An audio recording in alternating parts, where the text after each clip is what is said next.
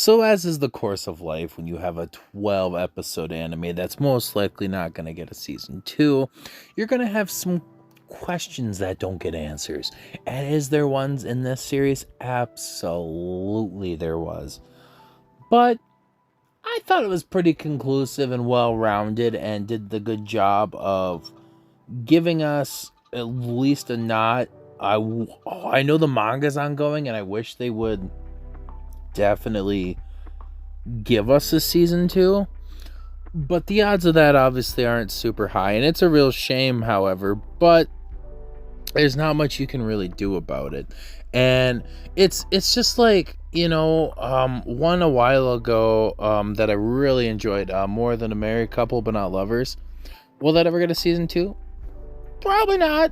But you know what, if you're open-minded enough and paying attention and just conclusive, not everything has to be complete, So let's just delve into this episode and we'll talk a little bit more at the end here. So right off the bat, we get this foreshadowing, I suppose you can call it. And it's this poster of this fireworks show that's happening this night from, I believe, I want to say it was 7 to 9 or something. There was like some festival fireworks show, and that comes into fruition later. But right off the bat, Wataru notices, well, not Wataru necessarily, it's oh my goodness, my mind is slipping, and we're just on this last episode here.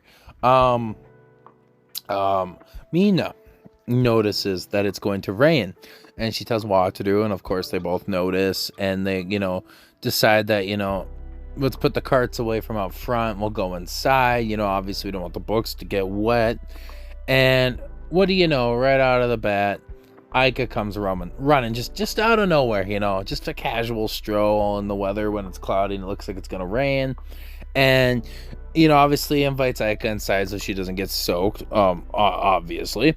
And within 10 seconds, Aika did get a little bit rained on, which is, how it is in animes, you get a little wet, you need to dry off or you're going to catch that cold. So Mina goes and gets her a towel to dry off, and they both just kind of look at each other, and even Aika realizes that Mina's changed a little bit, and she can't really tell what it is, and it's the Wataru effect, once he gets into your life, listens to you, helps you out, listens to your problems while working on himself unknowingly half the time, and people change, just somebody caring and being there and showing appreciation and compliments while trying to help you out changes a person for the better, obviously. And so right after that, they get to talking, nothing super serious. And she asked him pretty much if he's going to stay at this job. And, he tells her, the plan was, that he was going to quit when school started, and that, Mina's going to be fine, and even Mina gives this kind of look of slight concern, like not necessarily to the fact that he's going to be quitting or, that she needs him to work there, but more or less the fact that, it's kind of sad that she'll be alone now, especially with how well these two got along, and they're friends. They're friends now at this point. You can call them co-workers because who knows if they'll talk at school or anything, but they get along well and they're friends, and he's helped her. So right after that, who decides to show up in the rain other than Fuka, soaked as well, right? And of course it's right when Aika's there and everybody's just conversing in the middle of the bookstore, and she runs up, and obviously she sees Wataru and approaches him and says hi. And then you got Aika, and she, thanks her for, the tour at the school the other day and how much she, just loved the tour and everything. And so she goes and runs to Mina to go talk about books, while Mina goes and dries her off a little bit. And Aika with her jealous face, because, like, obviously after the school tour, we had that whole thing of jealousy and the fact that, she gets to see her a lot, but he doesn't, see Aika a lot. Granted, he's been working and she takes care of her little sister. Jealousy, especially with the fact that he backed off of her, you know? So she gets a little mad about that. But he does explain to her, you know, that her and Mina get along really well and they talk about books, and it's mostly just those two talking nowadays. And that calms her down a little bit, you know. But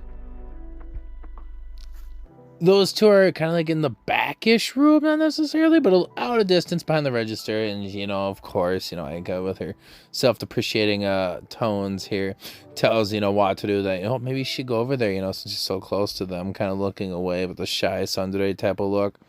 And right after that, you know, he makes one of the nicest quotes that he's said in a while to Aika, you know, and tells her, you know, well, if I left, you know, you'd be all by yourself, you know. And she starts blushing and looks away, and, you know, he's asking her what's wrong, because that's what a common, you know, courtesy person would do, you know, what's wrong. And she says it's nothing, and, you know, he knows that she's lying because he's known her long enough, you know, what is it, like 3-4 years or whatever, to know her as a person. And so she starts turning away, and he goes to grab her hand and, you know, try to stop her and try to figure out what's wrong. And they fall into each other's arms, right? And they are obviously both very much blushing, and they're sitting in this position for a while. And we get this little trope that doesn't go on very long, but Mina and Fuka are sitting in this by the slide door, seeing this whole thing happen, staring awkwardly at the distance, and proceed to close the door, right? I love it. I love it so much. That's the one thing about this show, is it's obviously a comedy or a rom-com, but at the same time, like, the humor is like so deadpan and like not even like hilarious, but it's perfect. I love the nice dry Japanese humor.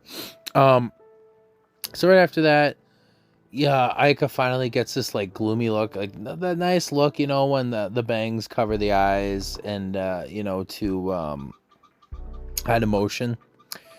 Is what Aika's got going on right now. And you know how she talked about how she wants him to come to her house, right? And he starts blushing a little bit, and, you know, he's like, well, is that still on? Do you still want me to come to your house? And she obviously says, yes, I want you to come to my house still, you know. And he looks at like the text messages that they were looking at, you know, and what there's things she says is, you know, I want you to be like Aidi's, you know, older brother, kind of, which is definitely insinuating that she wants him over a lot, and that she clearly has feelings for him.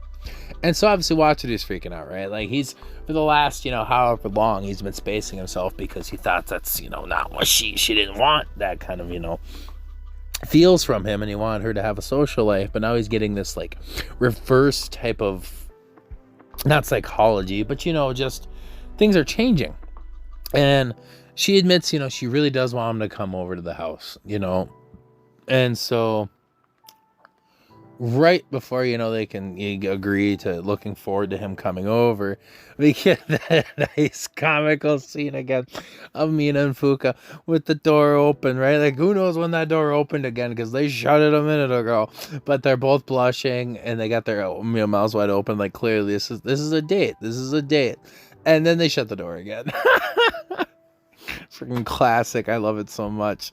But then we get to the next day, and it's, you know, our girl Kay and Wataru in front of Aika's door, and Wataru's like trying to figure out what to say when he opens the doorbell, you know, because he's nervous. He's never been to her house, and this is the girl he's been crushing on for years, so obviously he's freaking out.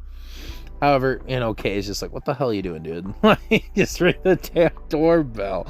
So she ends up getting ready to ring it, and he praises her for her t-shirt, and she just, you know, completely shuts him down, and just, like I said, presses the doorbell, right? And so he gets there to open the door, and he's making this goofy face, right? And Kay's looking at him, and she's like, that's just minus a million points, dude. That face is ridiculous. What the hell are you doing? Put it into words. Don't be a brute. Pretty much. Like, don't be just an ape. Say something, you dumbass. And so you get inside, and Wataru's never met Aika's little sister, so he introduces her properly, you know, like, you know, bows, says his name, what his intentions are to have fun today. And, you know, she's like, you know, Wataru. And obviously, you know, Kay being Kay, you know, tells her she needs to call him Sajo. that she, if it's easier for her to remember Sajo, she can call him that. So right off the bat, those two get along, right? And Wataru's giving her piggyback rides, and she's just draining the living piss out of him. And you can clearly see the fatigue on his face, and obviously as a 4-year-old child, she's just having a blast, right?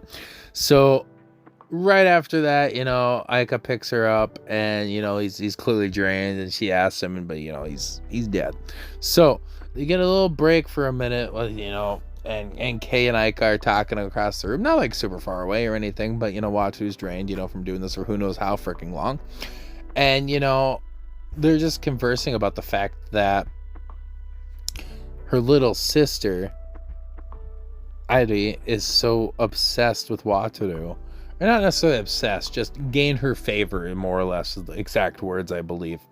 And that she doesn't normally do that with people. And, obviously that's a good sign, because Wataru's he's a good person. He really is. And she's just been nervous this whole time to just embrace that, with everything in her life going on. So now that they're stepping back and realizing this, even those two admit that it's refreshing at this point, and they get to the end of the night and they're drinking soda or tea, one of the two, and Kay just thinks it's absolutely freaking hilarious that Wataru is dead. And he brings up this topic that I guess Aika never mentioned to Kay, even though she's her best friend, which there's things like that, but about the fact that she said that she wanted him to be like an older brother figure to Airi, and freaking Kay, of course, the juicy deets girl, wants to know more about it, but Aika's trying to shut it down, and even her little sister wants to know more about it, because I feel like Kay and her just get along in this wavelength, and then they start talking, about the facts that Kay's saying that her little sister's a lot like her mother, and then he's coming up with the terminology that maybe she was a lot like Aika when she was smaller too, and she tells him not to get these dirty thoughts in his head, even though he's just picturing her. Yeah, we're getting the weird territories here, but you get the idea. So right after that, Kay's amping her up, right? She is just amping Airi up. And she's like, you want somebody to play with all the time, every day, right? And he's just getting all excited about it. Aika's getting flustered and starts, patting Kay on the shoulders as, Airi's over there smiling with her juicy juice. And it's just a whole wholesome friendship moment that we haven't got to see the group together in a while. And it's a good way to conclude this little arc. And sad to say it, but this is pretty much the last time we see Kay. And so Aika's mom ends up coming home from work, and this is the first time we actually get to see her, and they all obviously have that nice pink hair, and she's looking nice business casual, obviously just got off a day at work, and introduces herself, you must be Sajo, or Wataru. That's Sajo.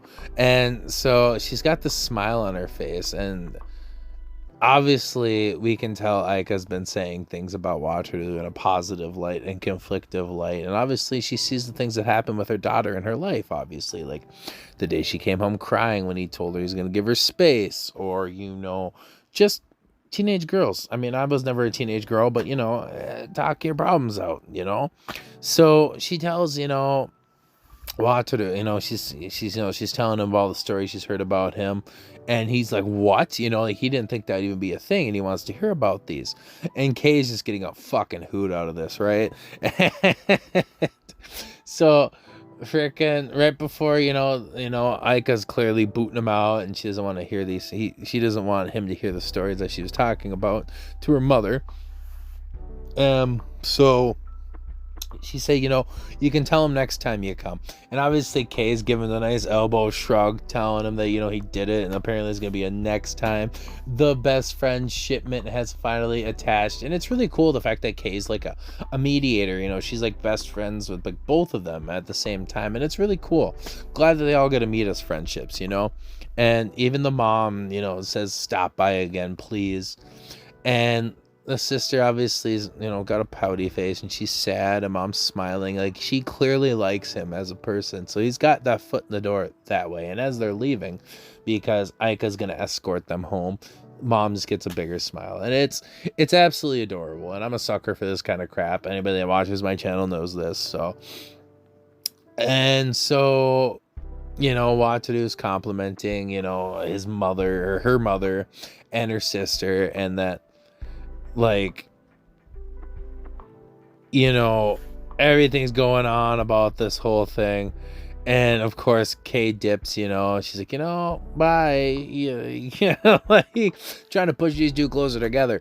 And freaking, Wataru asks, Aika, what did you say about me? And before anything can really happen, that is when Kay dips. So right after that, Wataru's, he's gonna walk home by himself, but she wants to walk him home a little further so they can have that talk. And so they're walking home, and it's sunset, so it's getting dark out now. And this is when Aika starts explaining her rational thoughts of what's been going on. Obviously, we got the past thoughts, but now we're getting more rational thoughts and her actual explanation to Wataru what's been going on and how she's feeling, And she's talking about, when he quit talking to her, and, she just, like,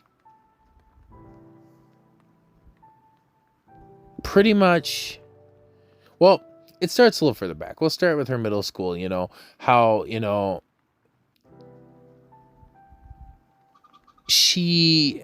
do I word this? Practically, from middle school on, even before Wataru was there, things were busy, obviously.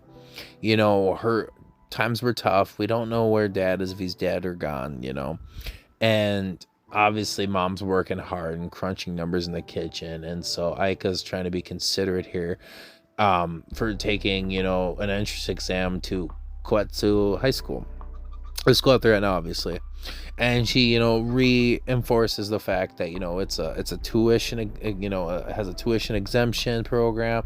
So you don't have to worry much about money. And of course, mom gets this look, and, as a parent, doesn't want her child to worry about finances, understandably so. And, Aika reassures her, it's not just about that. They also have really cute skirts. So obviously she's conscientious about her mother and not overdoing it herself. And taking care of her sister and everything. So it's really neat. And, Wataru is talking about how, he was unbearable and he still regrets all the things that he did. And she doesn't deny it. Sometimes he was over the top. However, after he left her alone, everybody knew about her, and she got kind of a taste of what, it was kind of like to be popular. And, he's talking to how it was his, promotion and support activities, But she noticed that something was lacking, from her life, even with all of that hype and buzz to it. And she even, says word for word, and that certain someone is there, but a step away in the distance. Like, obviously, they weren't there anymore. And she finally admits to Wataru that he is where she belongs. Not the fact that he's, following her. She also needs him. Like, she needs him. And it's a perfect complementary ring of each other, like they can both do fine by themselves. And that's what this series has proven. He did fine by himself, learning about himself as a person. She did fine by herself. Obviously felt like she was missing something, but we didn't get to see all the details like we really did with Wataru. So obviously she enjoyed life and she was doing things, but she just noticed, and they both had that feeling. So it was mutual. It wasn't like it was a one-way street. And right while they're staring at each other and Wataru's really taking us in, that fruition came to be, and the fireworks start going off, and Aika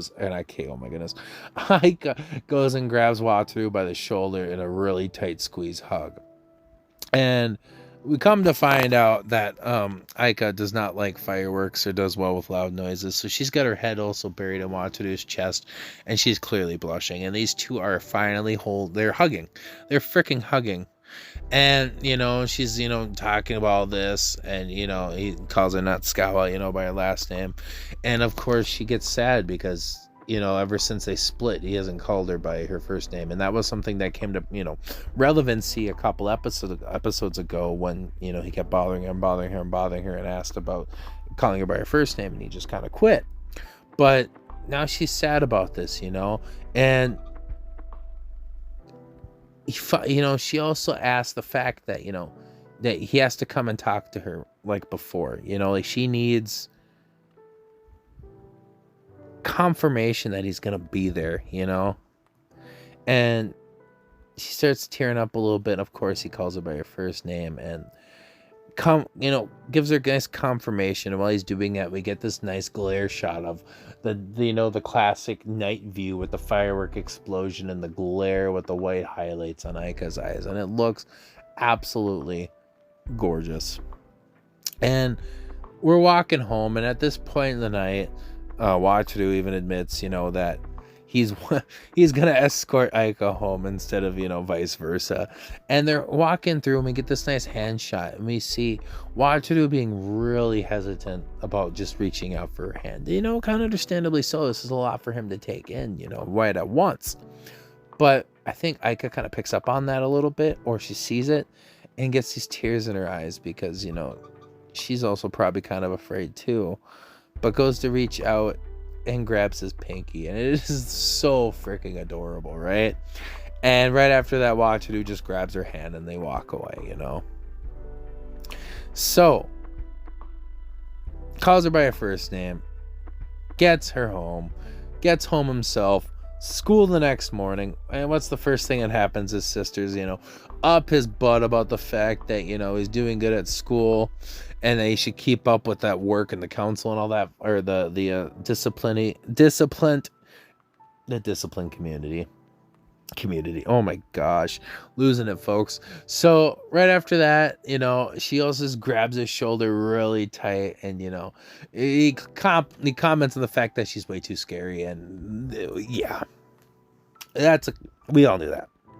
And so we get to school, and Aika's waiting for Wataru instead of the reverse from the beginning of the season.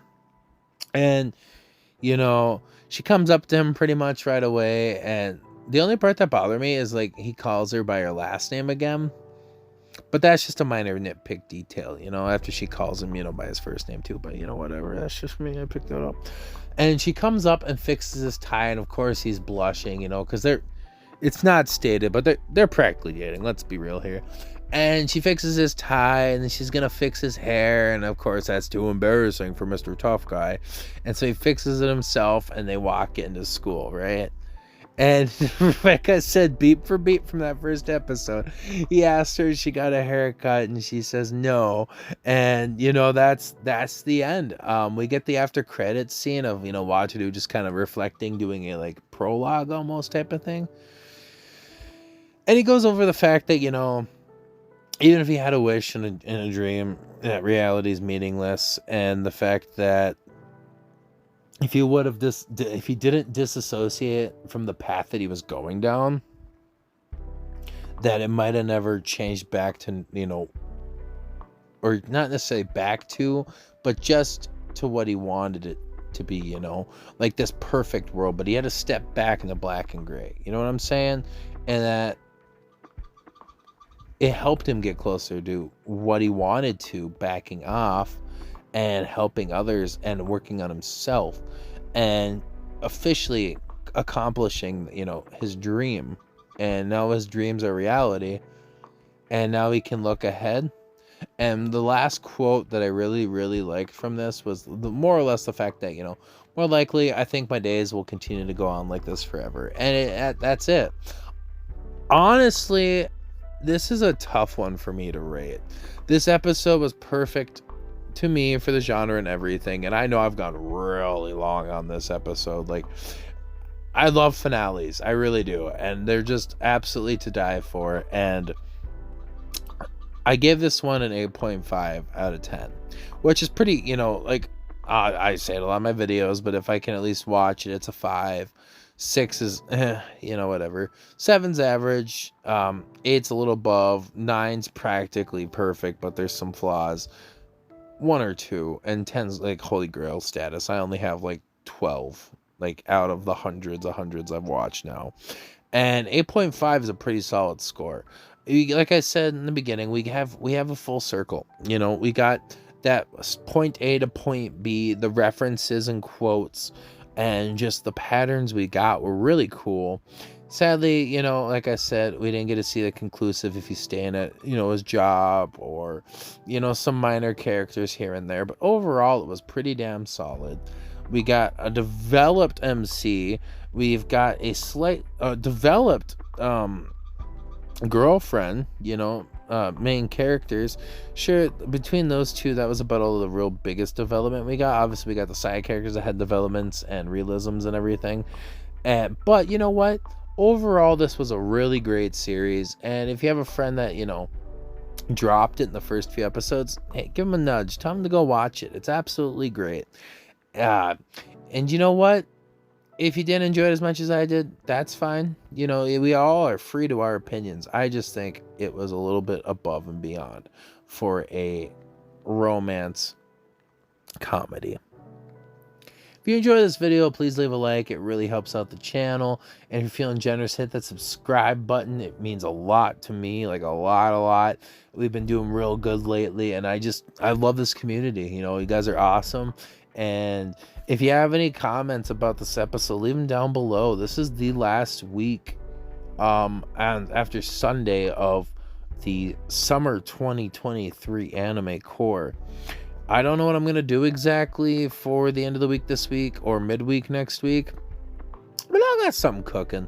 And then next Friday, which will probably be uploaded Saturday, but I have the big Frarian